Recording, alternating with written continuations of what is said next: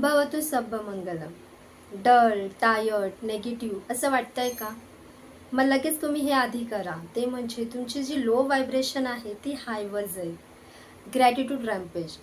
दररोज सकाळी व रात्री झोपण्याआधी 5 गोष्टींसाठी आभार व्यक्त करायचे. उदाहरणार्थ, मी आभारी आहे या सुदृढ शरीरासाठी, मी आभारी आहे आज मिळालेल्या पाण्यासाठी, मी आभारी आहे माझ्याकडे जितका पैसा आहे त्यासाठी, मी आभारी आहे या सुंदरशा दिवसासाठी. ही रोज तुम्हाला आभार व्यक्त करायचे आहेत. थँक यू हा शब्द जरी साधा सरळ वाटत असला तरी ती एक खूप पॉवरफुल एनर्जी आहे.